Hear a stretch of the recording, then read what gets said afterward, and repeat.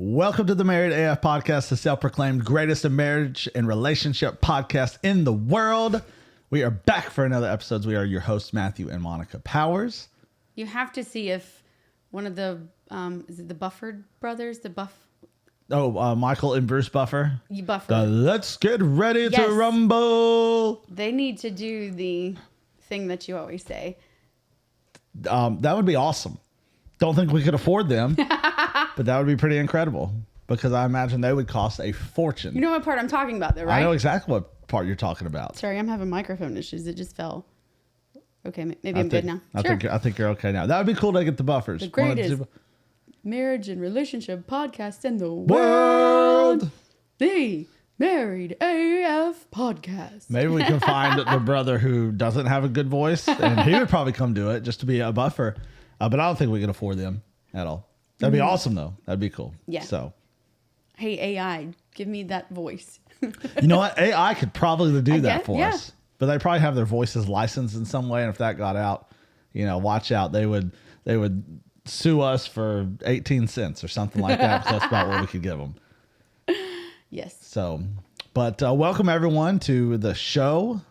Thank you everyone who is continuing to listen and watch and like and subscribe and listen. If you like this show, if it's done anything for you, we ask that you continue to do that because that helps people find it and can hopefully help people out a little bit. But I'm excited about today. Yeah. Because this was a message that we gave to the students at church a couple weeks ago, or a week ago. Wednesday? A week and a half ago, something like that. But anyways, sure. I think it's very relatable to not just students, but to everyone, because I think a lot of people fall into this category. I also got to speak to the FCA on Friday, just a few days ago, and went with the same exact message because I felt like it needed to be shared. Well, since it was, just Love Week this past week, and it was Valentine's Day, where everyone's worried about Valentine's Day, and our feelings on Valentine's Day is it's the stupidest, dumb waste, just an absolute waste. Valentine's Day. National Singles Awareness Day. It is. So I like to poo-poo all over Valentine's Day because it Why makes pick no sense. one day? So the companies can make a lot of money, I guess, right? Sure. Maybe. I don't know. But it's very fitting because a lot of people do take a lot into Valentine's Day and think it's a huge deal.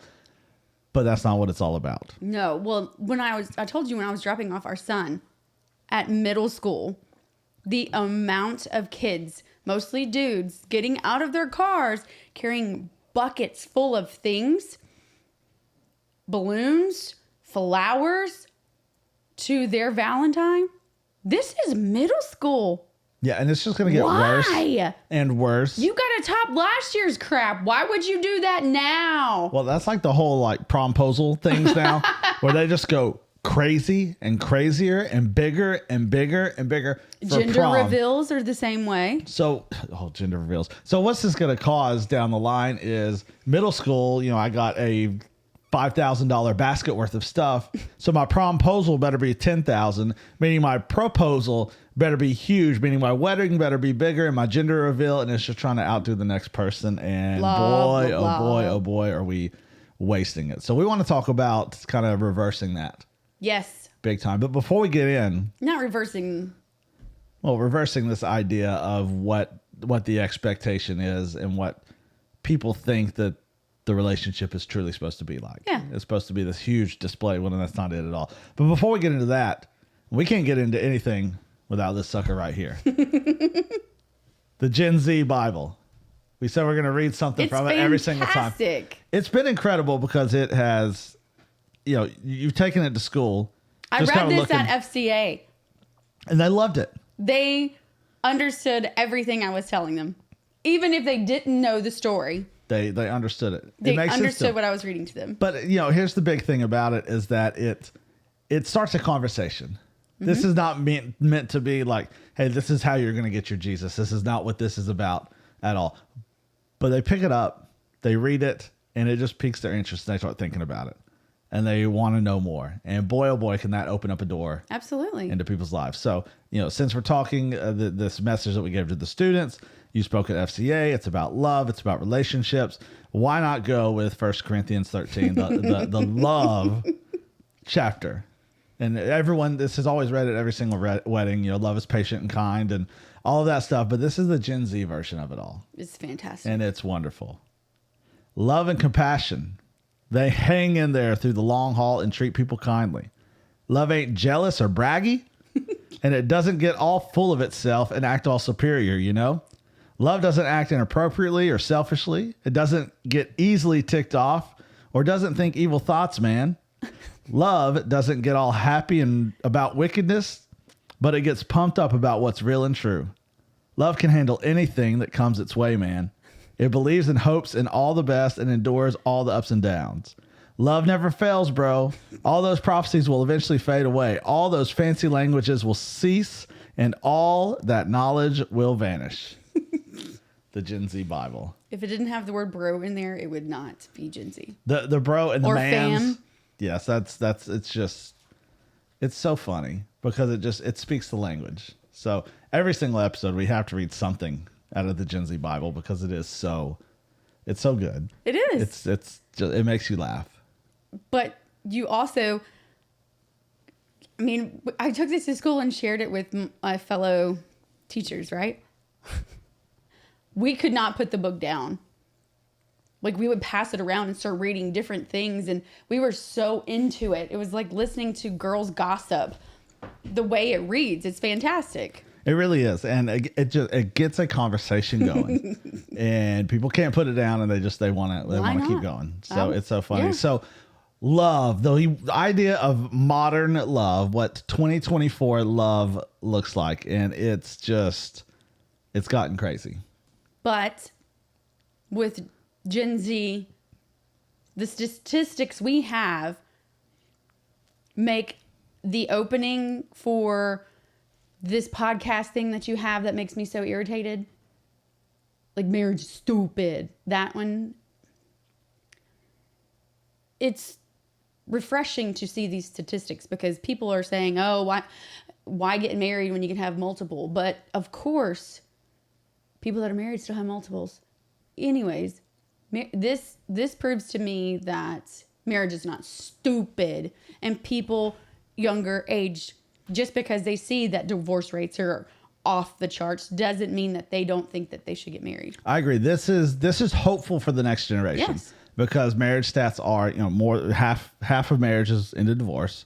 They just do. People don't want to get married because they just now see it as outdated and it's archaic. There's no need to do that anymore. And the younger generation happens to feel a little differently. So I'm going to read through some of these stats, and then I kind of want you to be able to get into what you found and the different stages of what dating looks like now. And we'll kind of walk through that, really it's called now. But the stats are really, really good. It found that 81% of young people are open to get married. That's fantastic 81%. When half are ending in divorce, more people don't want to get married.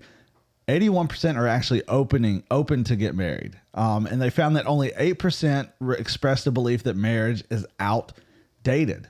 8%. That's huge, especially that doesn't when tell me marriage is stupid. Especially when what culture is teaching now and kind of what the cool thing is now is none of this. It also found, because everyone is so fixated on how they look and attractiveness and what people look like, actually the next generation does not find that to be a top priority at all. Yes, looks are important and being attracted to someone is important, but there's a whole lot more than that, and it goes a lot deeper than that. And that's what Gen Z is finding out and young people are finding out. They actually said 75% find a partner's more attractive if that person is more open to the mental side of things. They think loyalty, respect, and being open-minded on certain issues are more important than looks. Loyalty and respect is huge. That's mind-blowing. It is. When we're so focused on looks and social media and filters of how things look and how people are supposed to look. People take the selfies and they'll take 80 selfies and they'll spend 3 hours editing it just to get that perfect little post. But that's not really what the next generation, at least, is looking for. And it's not reality either. No. But think about it. When we were coming up and we were starting to date, we didn't have the social media to push that. We had all the magazines and MTV, VH1 telling us what we should look like. And at the time, it was you were supposed to be the size of a pencil. And if you were over the size 6, in a female size, like a girl's size or women's size, you were considered fat. Obese, you are zero attractive. I'm sorry. Marilyn Monroe was what, a size 12? Something like that. And yeah. everybody was all about Marilyn. So that was bogus. But I always thought I was fat because I didn't see myself as a size 6. I always thought that I was fatter. In reality, I wasn't necessarily. She was actually a size 16, Marilyn Monroe. Wow. Mm-hmm. So that would not be cool, at least in our That's plus standards. size now. Yeah. That's gross. No, it's not. Baby got back. So what? That is true. That is true. But again, it's just, that's not the end all be all for No, especially the next generation. Well, for us, when our first date, Matthew, think about our first date. I was not about to eat in front of you. You ordered French fries and ate like 2. Maybe. If you didn't look at me. I was not going to let you see me eat because that was gross. Girls don't eat. Girls don't fart. Girls don't burp. Yeah, right. I was living in a horrible lie thinking that you could keep that from anyone. Because in reality, everybody farts, everybody burps, everybody takes a crap. I don't care what anybody says. I don't poop. Girls don't poop. Yes, we do. If Yes, not, you would, we do. you'd probably not survive if you didn't. No, and you Kinda have have to to. eat. I mean, gee whiz. People are just stupid. Yes. But the good news is that it looks as if the next generation does not see that happening. But the cycle of relationships for the next generation, but also for adults, we're seeing it now too. It ain't pretty. So kind of walk through what that stage and what those steps are beginning to look like. It's scary. It's awful. Okay, so there's several stages. There's 1, 2, 3, 4, 5, 6 stages of dating now. The first one is you have a crush. Which is, yes, I think that's been how it has been for generations. course. You're feeling somebody. Yeah. You have that crush on somebody. You're feeling their vibe, Joe. That's right. All right, the second one is connecting. And connecting used to be you speak to each other. Right. You actually talk to each other. You have to be face to face and have a conversation. You may at the point in time as you know you get older in the years, or when they had telephones and this and that, you could actually When call they people had on the phone. telephones. We still have telephones, Yes, but Matthew. before, way back when, people didn't have phones. You just had to talk to each other. But when we were growing up, you call each other on the house phone. You didn't have cell phones. That was still attached to a cord. Exactly. You got to take that cord that's like 50 feet long and weave it around the house and go hide behind a door Hide somewhere. behind something so nobody could hear you talking. But you to actually somebody. spoke on the phone to each other, got to know each other. But now it's completely different. Now you just, socials mostly. Like they just Texting they're just doing this. They're not really even looking at the person. They're just texting or Instagram or Snapchat or Yep. whatever else there may be out there. But that's the idea of, hey, we're connecting. We're seeing if we could be a possible good fit. I guess. Maybe. I lost a bet that I owed somebody, one of my friends. And you were too shy to talk to me. Yes. And the only words that were ever coming out of your mouth were, hey. And I would just go, hey. It was just, I was shy because I didn't want to mess it up. But I did not have $10 that I owed my friend. And she says, bet you $10 that you won't give him your phone number. Game on. It worked. Double or nothing. It worked. I knew I was going to win. And I swear, I wrote my number and you called me that night. Yep. And then bam, the rest is history. And that was our was our version connecting. of connecting. I So wrote you a note and slipped it in your hand when you walked by. you're crushing on somebody, you're connecting with them, and then what happens? Okay, the third stage is taking a leap. So that's that moment of like, all right, I'm putting myself out there, and that's a scary moment. We know we're crushing on each other, we're connecting, and now that you take the leap, that's when you finally ask your crush to be your boo. That's right. It's all out there then. And and they finally say yes. Yeah. And now you're together. You're boyfriend and girlfriend. You're Ooh, seeing each other. You're yes. dating. I don't know what they call it anymore, but you're together. Mm-hmm. They're not courting. Yes, not courting each other. All right. So the fourth stage is settling into the relationship. Okay. Where you're holding hands, maybe you're walking, wherever you're walking to, you have your arms around each other. It's not a secret anymore. Everybody around you knows that you have a significant other. Yes, and when taking it public, changing that status on whatever social media platform you use, and you're not single, you're in a relationship. And you're actually, and as you become adults, you're going out with each other. You're going on dates. You're taking them to family functions. You're letting them meet your family. You and change your your friends. profile picture to both of you. Yes, instead of just you. Serious, exactly. All right, and the fifth stage, this is sad. People start getting bored. Outside of that, I guess what we call a honeymoon phase. It's no longer exciting because I think the crushing and the connecting and the taking the leap, that's all exciting because you don't know what's going to happen. And there's some risk there and the adrenaline may be flowing just a little bit. But now you're in that relationship. You got the prize and now it's... What am I supposed to do with it? Yeah. Well, when you do the same things over and over and there may be some distance grow between you, or maybe you need that distance. Maybe you can go without talking to each other for a day or two. And when you come back to it, hey, that's the beginning of a relationship. It shouldn't be completely jumped in and you're all in because what now? Mm-hmm. Duh. No wonder your people are getting bored. And the last thing, I guess because they're getting bored, breaking up. And what we've learned is breaking up isn't necessarily what it used to be. Breaking up used to be like we need to talk. And no one ever wanted to hear we need to talk. That means something no good is coming. But we need to talk. And breaking up used to be like a long, drawn out conversation. Yes. Hours and hours of a conversation. You wanted to break down all of the relationship, like where it started to go wrong, why it went wrong. And then I just think we need to be friends. You talk through everything and you get angry and you get upset and you cry and the other person cries and it's this big dramatic type thing and it lasts forever. That doesn't happen anymore. No. It's so sad. And it's so strange to me because I would want to know why.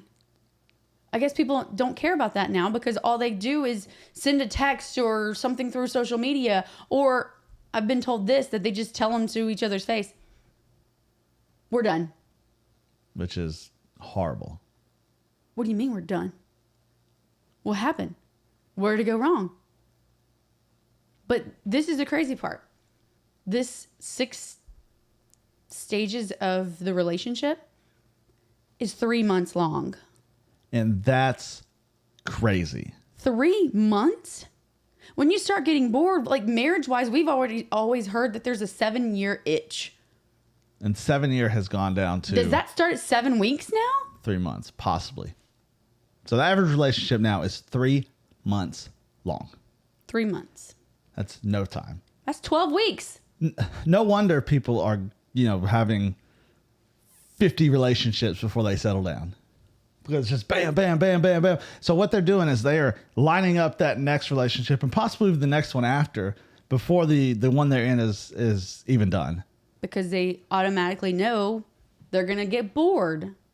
Because that's been the cycle and what they've been taught. And they have this, they don't want to miss out on, well, what about this girl? What about this guy? Or what about him? Or he showed me attention or this or that. And they're no longer relationships. They're called situationships now. I was confused when I heard that.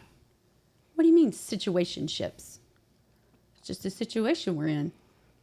No, when a toilet is overflowing, that's a situation. It's a major situation too. But no, they're called situationships now. That way they can just move on to the next, to the next, to the next, to the next, to the next.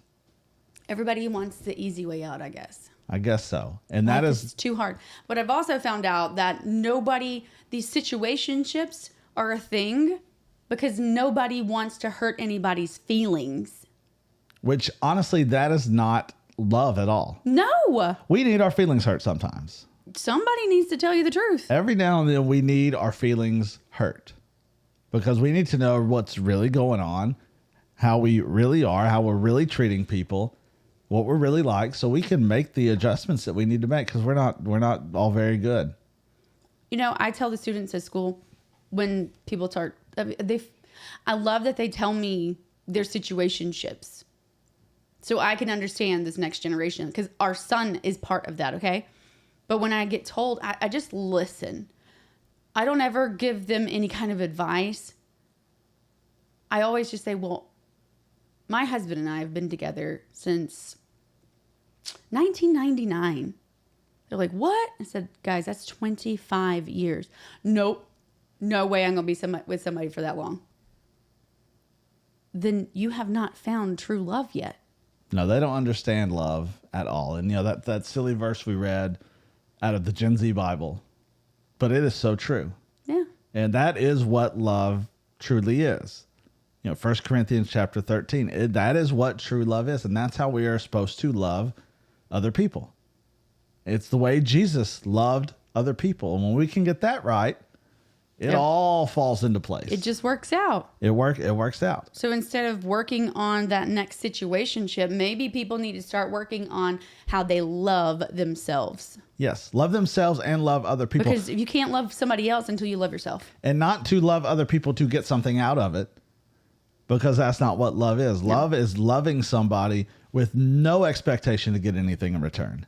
That exactly. Even if this person provides nothing for me, I'm going to love them. I'm going to serve them. I'm going to do anything I can for them, even if I never, ever receive anything in return. That is what true love is. That's the unconditional love that's so hard for us to wrap our heads around. But when we can do that, we're not interested in situationships. No, you can't be. We're interested in relationships. Mm-hmm. And they are the single greatest thing God ever gave us, other than Jesus, is relationships with other people. It's also probably our single greatest curse, our relationships with other people, because people are so difficult. People do not make it easy to love them. Oh, God, no.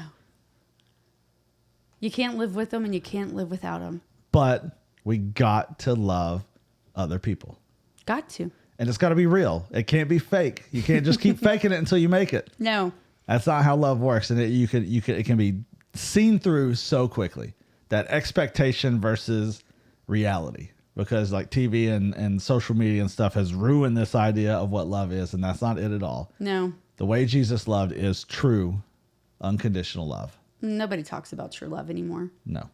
I know the statistics are for high school sweethearts like us, it's 2%. It's hardly anybody. So don't expect to find someone in high school that you're going to be with for the rest of your life, because it's literally 2%. It's highly unlikely to happen. But if you love the way Jesus loves, and you understand love, one, it can happen, but you always love people that way. The Lord will put that person right where they need to be at the right time for you to be able to have that relationship and not a situationship. Yes. I feel like situationships are pretend. They're fake. They are fake. They're surface level. They're not real. There's no depth to them at all. Zero. Because if they're literally 3 months and it's continuing over and over and over, are we really just having sex with people within a few days? You're tired of it in 3 months? I'll be honest. I'd say a few days may be a little generous. They already know. They just see each other somewhere and they're probably doing it in the bathroom. Who knows? They are. They're trying to get a quick fix of pleasure. And man, people are so open to just so quickly like, yeah, I'll have sex. Yeah. Like right now, let's go right now. That's fine. And they don't think about, because when you do have sex with somebody, as much as you like to think you can separate the feeling side of it, you simply cannot. You can think you can, and you can push it down far, but when you have sex with someone, that is a bond, and that is there forever. Does not go away. Cannot go away, will not go away. It is there forever. And I know you think you can just, it's okay, it's no big deal. It's just a one night stand. It's just this, it's just that. And, people are having sex with 50, 60, hundreds of people before they settle down. And that is before they settle down, Matthew, now it's ninth grade. Mind blowing. Ninth grade. The amount of times I have heard the ninth graders, I couldn't imagine being in ninth grade and having a body count that's high as the social security number. And I'm not talking about the very first social security. I'm talking about millennial numbers, social security numbers. That's crazy. You know? Let's start with the 4. Then there's 3. There's 3 first numbers, and there's 3. You know, that's massive. Your body count is somebody's phone number plus the area code. That's disgusting. Yeah, it totally is. Absolutely disgusting. When I was in ninth grade, I was all about the Backstreet Boys. Okay, I would plaster their posters all over my bedroom. So a body count of that at ninth grade that's mind blowing. Like, how in the world? I wasn't even thinking about sex. No. Well, you were as a teenager, but not like that. No. It Not was like mostly pretend. Yeah, not like that. I mean, it was like, oh my gosh, this is going to be something that happens one day. One day. Not ninth grade. Not how many people can I have sex with now? You know, how can I have the highest number in school? Because when we were in school, it was more of a like, hopefully no one ever finds out about any of this. Yes. But now it's like, who can have slept with the most people? Can have had the most sex with everyone else? It seems to completely flip the script. No, I remember things like that in our 20s. Yeah, well, yeah. I had friends that were, I'm going to get 30 guys before she does. Which is like, why is that even a goal? And now, and what's happened is that's just trickled down to younger, and younger, and that camera's dead too. So we're just gonna we'll just finish with the main one. We'll come back. Okay. 5, 4, 3, 2, 1. So that's just it's crazy to me. It's crazy. But I think people will eventually wake up and realize, like, oh man, maybe I shouldn't have done all that. Maybe I shouldn't have been this person. Maybe I shouldn't have treated myself and other people that way. And to come back from that. And, you know, there's only one way you can come back from that. And that is? You have to be able to forgive yourself. Yes. 100% you have to. One, you have to forgive other people. Then that's the hardest thing to do. It's so hard to forgive other people, but you have to be able to forgive yourself, which I think in turn can sometimes be even more difficult to actually forgive yourself. Absolutely. For the mistakes that you made, maybe how you treated yourself or your parents or your friends or your people or you know, the people that you dated and the people that you cheated on or did this to or that to be able to forgive yourself for all those past mistakes. That's the word there's a key word that you just said there, and that's past. You cannot go forward if you're looking in the rear view mirror. Yes. You're not going to go anywhere. Well, so you can, but it's going to end badly. It's going to be a mess. It's going to be a wreck. Because if you're in drive and you're going forward and your vehicle is not equipped with the stopping you from, you know, hitting the person in front of you or something in front of you, I feel like that's Jesus. You know, Jesus, take the wheel. Well, there's this thing that's on a car and it stops you from hitting whatever object. On my car, my entire seat vibrates. There's a red light that's flashing. Lets you know about it. I'm like, calm down, Midnight. That's the name of my car. I know.